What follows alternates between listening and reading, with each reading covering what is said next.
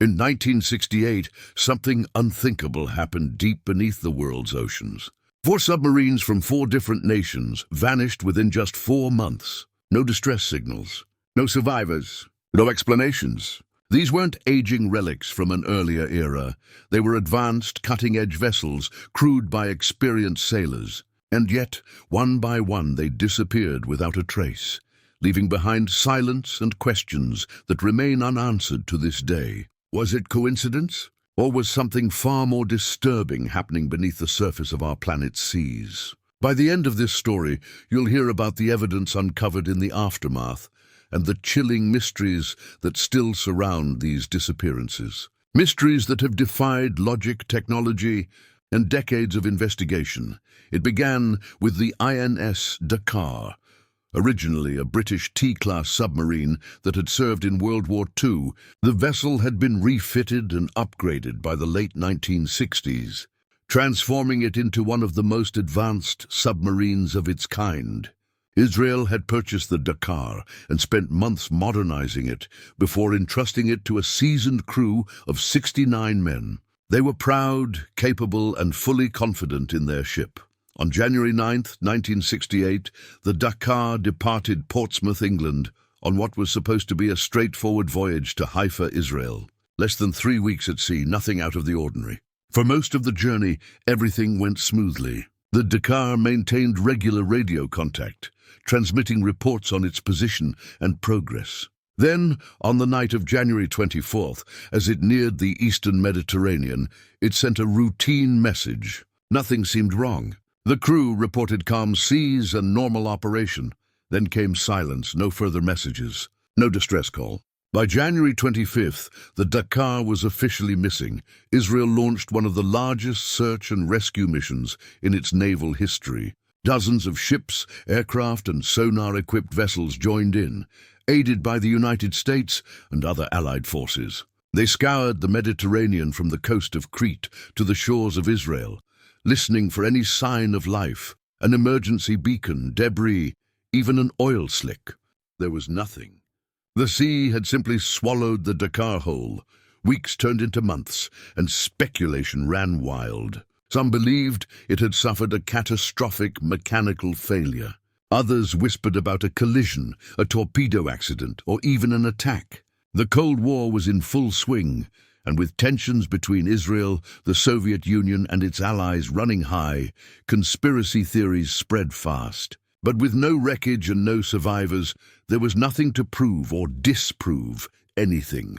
For more than 30 years, the Dakar remained one of the ocean's great mysteries. Then in 1999, an American search team finally found her, resting nearly 10,000 feet below the surface, halfway between Crete and Cyprus. The hull was shattered, the evidence suggesting a sudden catastrophic implosion. There were no signs of combat, no explosion, no external damage from weapons. Whatever happened had come from within. The ocean had claimed her quietly, efficiently, completely. And yet, the Dakar was only the beginning. Just days after her disappearance, another submarine vanished, this time belonging to the French Navy. The Minerve set out from Toulon on January 27, 1968, on a training mission in the Mediterranean with 52 crew members on board. The weather was rough, but nothing beyond what an experienced crew could handle. As she surfaced for a routine radio check, she suddenly lost contact. Within minutes, she was gone. Searches began immediately, but like the Dakar, the Minerve had vanished without a trace. The French Navy scoured hundreds of miles of ocean, using every available resource. But the sea gave up nothing. No debris, no signals, no clue to what had gone wrong. For decades, the mystery lingered. Only in 2019, more than 50 years later, was the wreck finally located off the coast of Toulon. It lay over 7,000 feet deep, astonishingly well preserved. The cause? Still uncertain. Engineers believe it may have suffered a mechanical failure during its dive. But no one can say for sure. And then came March, in the icy North Atlantic. The Soviet submarine K-129 set sail from its base in Kamchatka. It was a nuclear-armed ballistic missile sub, one of the most formidable weapons of the Cold War. Its mission was to patrol silently in the Pacific, part of the USSR's nuclear deterrent force. But in early March 1968, K-129 disappeared. Unlike the Dakar and the Minerve, this loss had terrifying implications. The K-129 carried nuclear warheads, 3 ballistic missiles, each armed and ready. When it failed to check in, the Soviet Navy panicked. The Kremlin feared the worst, an accident or worse, a confrontation with the United States. The Americans were equally on edge. Both sides scoured the Pacific in secret, each suspecting the other of foul play. It took months before American naval intelligence, using deep-sea listening networks, identified a faint acoustic anomaly, a massive underwater explosion recorded northwest of Hawaii around the same time K-129 vanished. The U.S. Navy quietly pinpointed the wreck nearly 16,000 feet below the surface. What followed was one of the most secretive operations of the Cold War. The CIA launched Project Azorian, an ambitious mission to raise part of the wreck in complete secrecy using a specially built ship, the Glomar Explorer. In 1974, under the guise of a deep-sea mining project, the U.S. managed to recover a portion of the K-129's hull, bringing back the bodies of several Soviet sailors. But much of the sub remained on the ocean floor. The official story claimed a mechanical failure caused the disaster, but the Soviets never accepted that explanation. Rumors of collision, sabotage, even an accidental missile launch persist to this day. And then came the final blow. In May 1968, just 2 months after the loss of K-129, tragedy struck again, this time for the United States. The USS Scorpion, a nuclear-powered attack submarine, was returning home to Norfolk, Virginia, after a mission in the Atlantic. On May 21st, she sent a brief transmission reporting her position. Everything appeared normal, then silence. The Navy waited, then feared the worst. 2 days later, the Scorpion failed to arrive at port. It was declared missing, with 99 men on board. Months of searching followed before sonar records revealed a massive acoustic event in the mid-Atlantic, an underwater explosion eerily similar to the one recorded with K-129. In October 1968, the wreck was finally found at a depth of 10,000 feet. Like the Dakar, it appeared to have imploded suddenly. The cause remains one of the Navy's most enduring mysteries. Some believe a torpedo malfunctioned and detonated inside the hull. Others suspect electrical failure, but conspiracy theorists point to the timing. 4 submarines from 4 nations, lost within 4 months. It's almost impossible not to see the pattern. Britain, Israel, France, the Soviet Union, and the United States, all struck by the same kind of tragedy in the same brief window of time. Statistically, the odds are astronomical. No war was declared, no enemy was identified, and yet the world's oceans became graveyards for hundreds of sailors. Even decades later, the coincidences still trouble naval historians. All 4 submarines vanished in deep water under mysterious circumstances during a period of intense Cold War tension and technological experimentation. Some whisper of shared design flaws or untested sonar interference. Others speak quietly of deeper forces, natural anomalies, magnetic disturbances, or phenomena we still don't understand. Whatever the truth, 1968 remains the most tragic and confounding year in the history of submarine warfare. 4 vessels gone, 4 nations scarred, and oceans that have yet to give up all their secrets. What really happened beneath the waves that year may never be known. But if the sea could speak, it would tell a story both haunting and human, one of ambition, fear, and the price of pushing too far into the deep.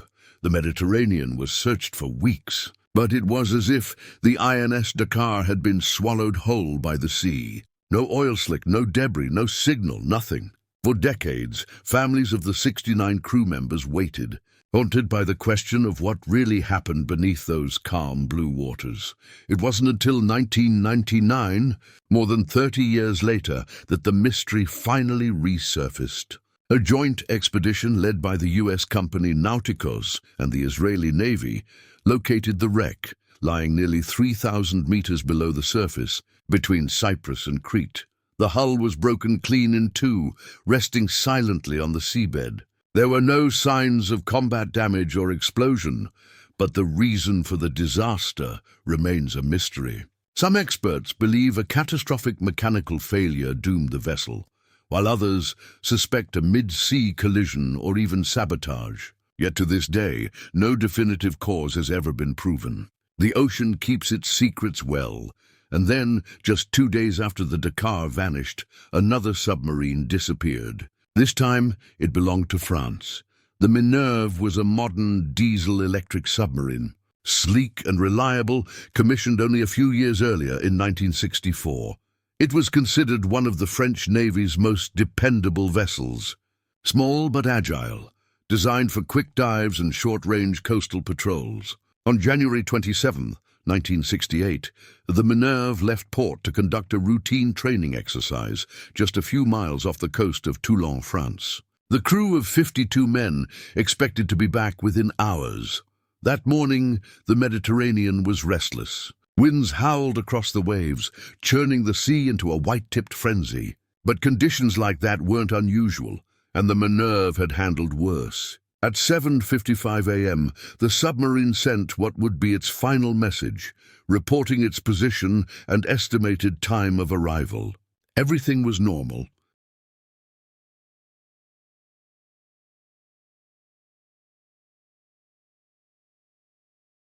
Minutes later, it vanished. No distress call, no emergency signal, nothing but silence.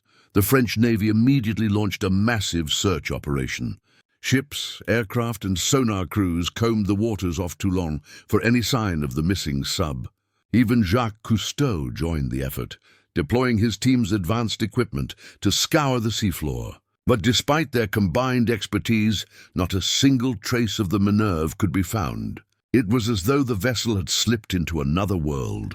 For over 50 years, her fate remained one of the Mediterranean's most haunting enigmas. Families waited without answers, clinging to hope long after logic had faded. Then in 2019, new sonar technology finally succeeded where generations of searchers had failed. The wreck was located about 45 kilometers south of Toulon, resting more than 2,300 meters beneath the surface. When images of the Minerve appeared on the monitors, they stunned even seasoned investigators. The submarine lay broken but largely intact, preserved by the cold and darkness. There was no evidence of an explosion or fire, only the quiet, crushing weight of the deep. Experts suggested a sudden mechanical malfunction or structural failure, possibly triggered by the violent weather that morning, but others weren't convinced. How could such an advanced, well-maintained vessel simply vanish within minutes, without even enough time to send a distress call? The discovery brought long-awaited closure to grieving families, but it also reopened old questions. Why did two submarines from two nations disappear within the same week under eerily similar circumstances? Coincidence seemed possible, but with what happened next, coincidence began to feel impossible.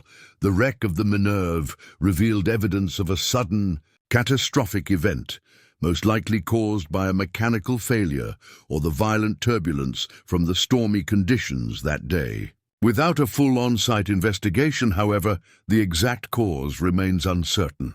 What made the Minerve's disappearance especially haunting was how close she had been to home. Unlike the Dakar, which vanished in the open Mediterranean, the Minerve went down within sight of her own port, just a few miles from safety. 52 sailors, gone in an instant, 2 submarines lost in less than a week. The Mediterranean, usually calm and predictable, had suddenly become the setting for 2 of the Cold War's most chilling maritime mysteries. For years, both nations searched for answers, but the sea remained silent. And while investigators in Europe struggled to make sense of what had happened, something even stranger was unfolding half a world away, in the vast, frigid expanse of the Pacific Ocean. This time, it wasn't a small diesel-electric vessel. It was a Soviet nuclear submarine, one of the most dangerous machines ever built, the K-129. The K-129 was a Golf II class ballistic missile submarine, part of the Soviet Union's elite strategic deterrent force. She carried 3 nuclear-tipped ballistic missiles, each capable of obliterating a city. On February 24, 1968, the submarine departed from the Rybachi naval base near Petropavlovsk in the far eastern USSR for what was supposed to be a routine patrol in the North Pacific. As with most Cold War missions, everything about the operation was classified. The K-129 slipped beneath the waves and disappeared into the deep, cruising silently through the darkness like a ghost. For several weeks, everything seemed routine. She was due to check in periodically with Soviet Naval Command, but sometime in early March, the transmissions stopped. At first, officials in Moscow assumed it was a communication failure, not uncommon for submarines operating deep underwater. But as hours turned to days and no word came, concern quickly grew into alarm. A massive search operation was ordered. More than 40 Soviet ships and dozens of aircraft combed an area of the Pacific roughly the size of the continental United States. Desperately looking for any trace of their missing vessel, there was nothing, no debris, no signal, no survivors. It was as if the K-129 had simply ceased to exist, but the disappearance hadn't gone entirely unnoticed. Thousands of miles away, the United States Navy operated an advanced underwater listening network known as SOSUS, a system of hydrophones designed to detect submarine movements and underwater explosions across the globe. In early March, those sensors recorded something unusual. A massive acoustic event deep in the North Pacific, northwest of Hawaii. It sounded like a sudden implosion, an entire vessel crushed under the pressure of the deep. American analysts triangulated the signal and determined that the explosion had occurred almost exactly where the K-129 was thought to be patrolling. Quietly, the U.S. Navy concluded that the Soviet sub had gone down, taking its nuclear weapons, its crew of 98 men, and its secrets with it. The Soviets, however, found nothing. They never publicly admitted to losing the K-129, and for years the incident remained one of the Cold War's most closely guarded secrets. But behind the scenes, the Americans saw an opportunity, an unprecedented chance to retrieve not just a lost submarine, but also Soviet nuclear technology.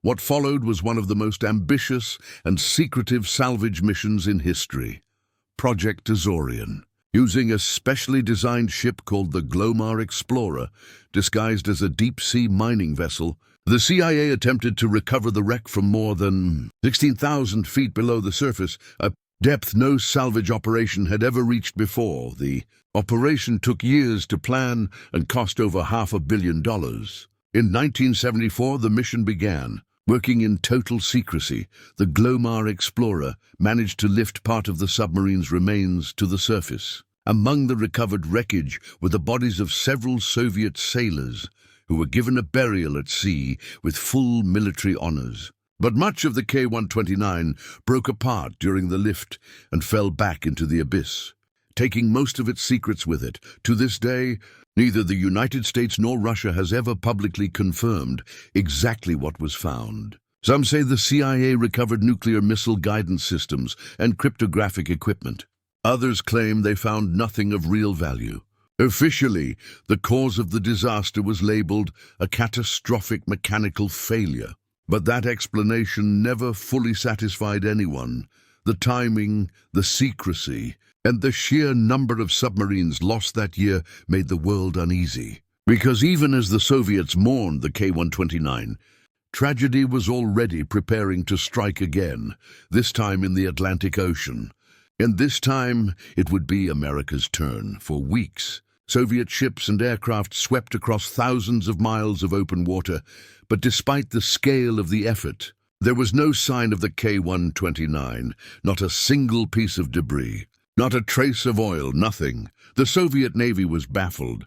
A submarine of that size, carrying nuclear missiles and advanced technology, didn't just disappear unless something catastrophic had occurred. Unbeknownst to them, the United States Navy already had a clue. Deep beneath the Pacific, the U.S. maintained a top-secret underwater listening network known as SOSUS, the Sound Surveillance System, designed during the Cold War to track Soviet submarines and detect underwater explosions. In early March 1968, those sensors picked up something unusual, a deep, far-reaching acoustic event northwest of Hawaii. Recorded on March 8, 1968. The sound was unmistakable, a violent explosion, followed by the long, echoing rumble of collapsing metal under immense pressure. Analyzing the data, U.S. Naval Intelligence triangulated the source and determined that it matched the area where the K-129 was last believed to be operating. Using that information, American reconnaissance ships secretly located the wreck at a depth of nearly 5,000 meters, more than 3 miles beneath the surface. When the first images came back, they were chilling. The submarine's hull was completely shattered, the pressure hull torn open like paper. Debris was scattered across the seafloor. Whatever had happened, it was instantaneous and absolute. The cause of the disaster remained unclear. Some suspected an onboard explosion, possibly involving a missile or battery malfunction, while others whispered about a collision with an American submarine. For the United States, it was a monumental discovery. For the Soviets, who had no idea the Americans had found their missing sub, it was another dead end. They eventually called off their search, declaring the K-129 lost with all hands. But for U.S. intelligence, the story was far from over. 6 years later, in 1974, the CIA launched one of the most secretive and ambitious operations in history, Project Azorian. The mission's objective was unprecedented: to raise part of the K-129's wreckage from the ocean floor, nearly 5 kilometers deep, without alerting the Soviet Union.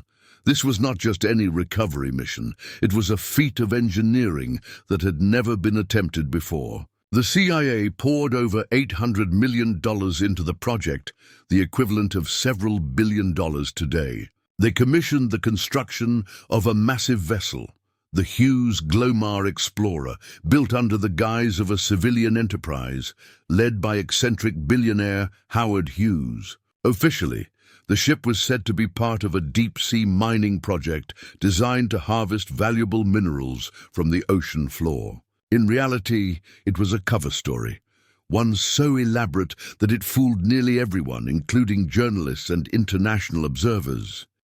Why go to such extraordinary lengths? Because the K-129 was no ordinary wreck. On board were 3 nuclear warheads, encrypted communication systems, and potentially priceless intelligence on Soviet missile technology and naval codes. If the U.S. could recover even part of the submarine, it could gain an unparalleled advantage in the Cold War. In July 1974, the Glomar Explorer arrived at the recovery site. Using an enormous mechanical claw known as the capture vehicle, engineers lowered specialized equipment more than 16,000 feet below the surface, an operation that required precision at the limits of human capability. Over the course of several days, they attempted to lift a section of the wreckage, estimated to weigh thousands of tons. For a time, it seemed the impossible had been achieved. The claw successfully grasped part of the K-129 and began the long ascent toward the surface. But disaster struck midway through the operation. A section of the massive submarine broke apart, slipping from the capture device and falling back into the abyss. Only a portion, roughly 1/3 of the wreck, was ultimately brought aboard. What was recovered remains one of the most closely guarded secrets of the Cold War. Officially, the U.S. claimed that only a small section containing the remains of 6 Soviet sailors was retrieved. They were buried at sea with full military honors, a ceremony recorded on film and quietly returned to Moscow years later. But many insiders believe far more was recovered: missile guidance systems, code books, and possibly nuclear materials. When rumors of the operation began to surface in 1975, the CIA responded with its now infamous phrase, "We can neither confirm nor deny." That statement, the Glomar response, became a cornerstone of modern government secrecy. Even now, nearly 60 years later, no one outside a handful of classified circles knows the full truth of what Project Azorian uncovered. What we do know is that in 1968, the K-129 was one of 4 submarines from 4 nations that vanished under mysterious circumstances, each within just a few months of the other. By the time the K-129 came to rest on the ocean floor, another vessel was already being prepared for its own doomed voyage, the USS Scorpion, an American nuclear submarine bound for tragedy in the Atlantic.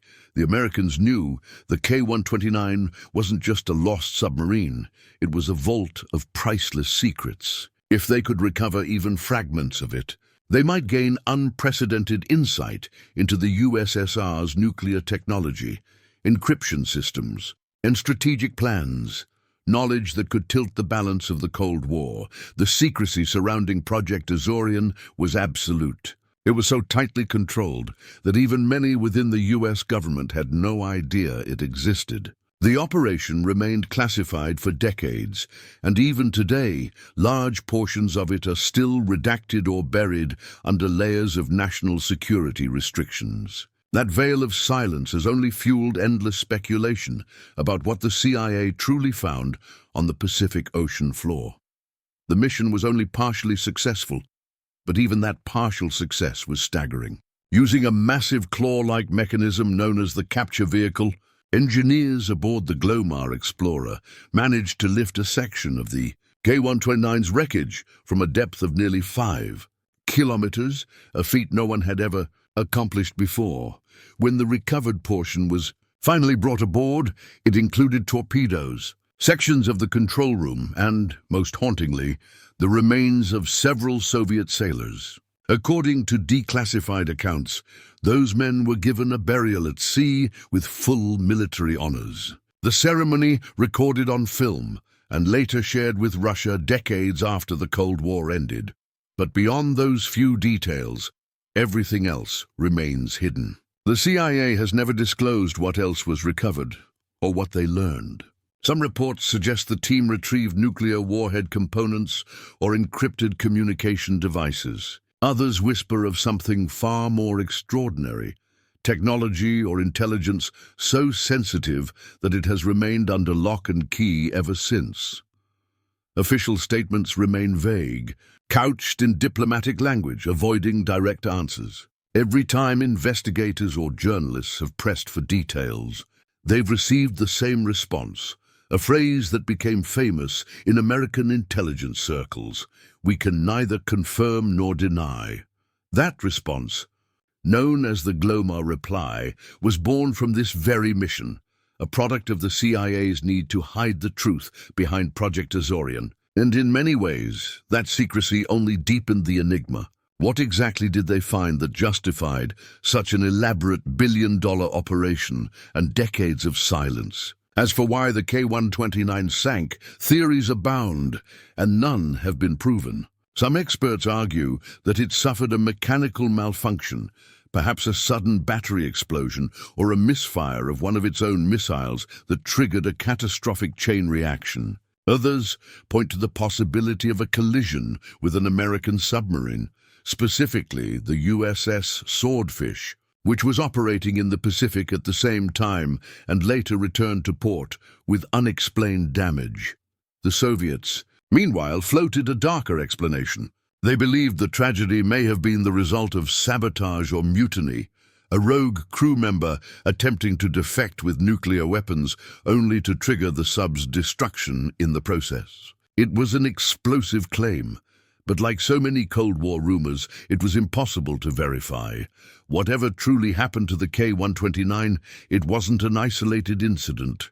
It was part of a chilling pattern that unfolded over those same few months in 1968, a year that saw 4 submarines from 4 different nations vanish under mysterious circumstances, just weeks before the K-129 was lost. Israel's INS Dakar and France's Minerve had both disappeared without a trace in the Mediterranean. Each vessel had been in perfect condition.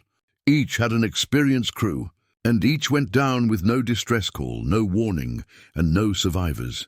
Then, barely 2 months after the K-129 imploded in the Pacific, tragedy struck once more. This time, it was the United States that would lose one of its own, the USS Scorpion, a nuclear attack submarine with 99 sailors on board.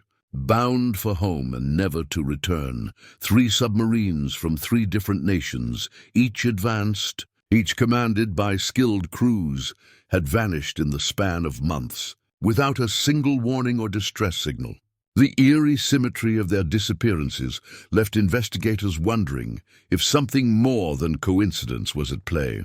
Could there have been an unknown force, some hidden factor beneath the waves, responsible for all 3 losses? No one could say for certain. Whatever secrets the K-129 carried, they remain sealed within its shattered hull, resting silently on the floor of the Pacific, untouched, unexamined, and as impenetrable as the mysteries that claimed the other submarines of 1968. And then came the final tragedy, the USS Scorpion. Of all the submarines lost that fateful year, the Scorpion's story is the best documented and perhaps the most haunting of them all.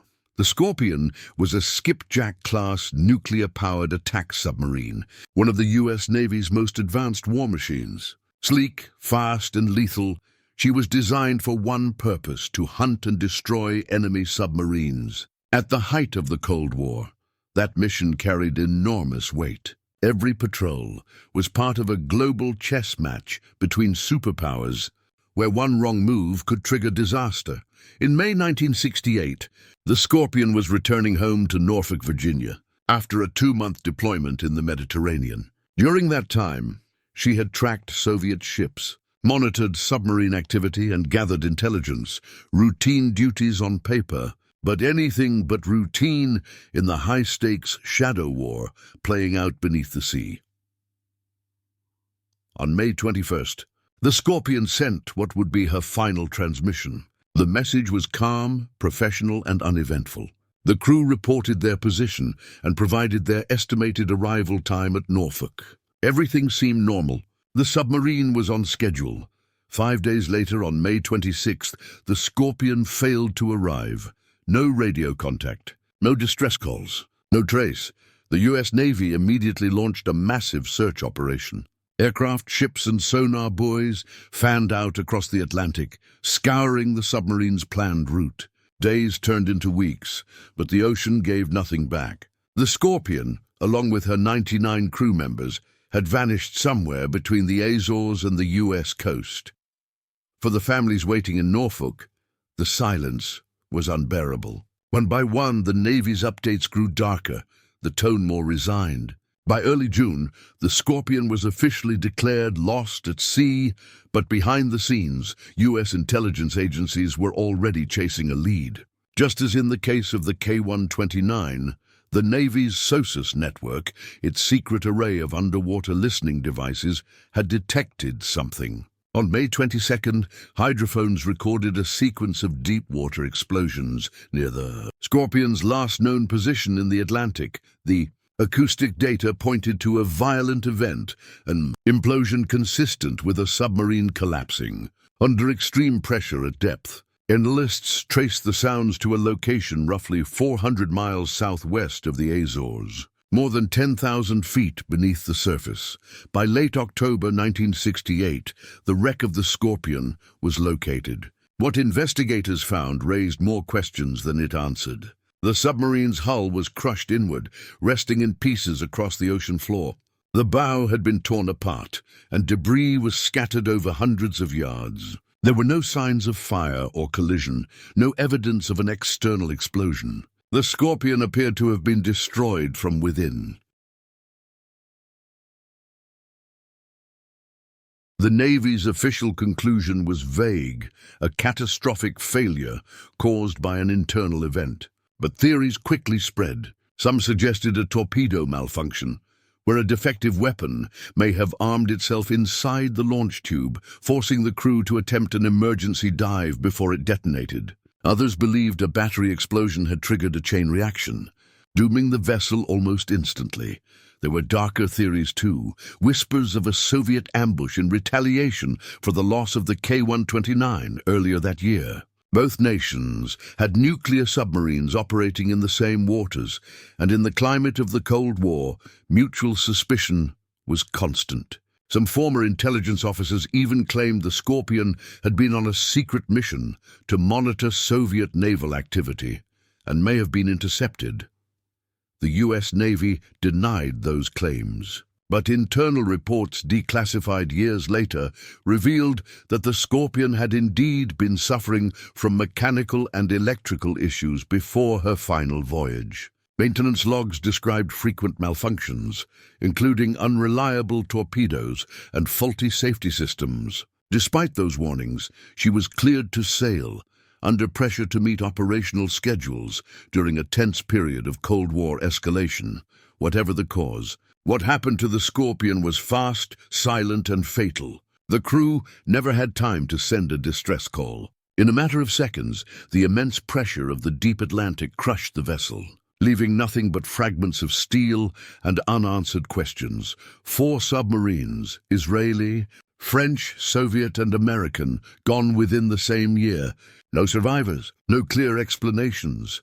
Even decades later, 1968 remains one of the most tragic and perplexing years in naval history. Some call it coincidence, a grim alignment of human error and bad luck.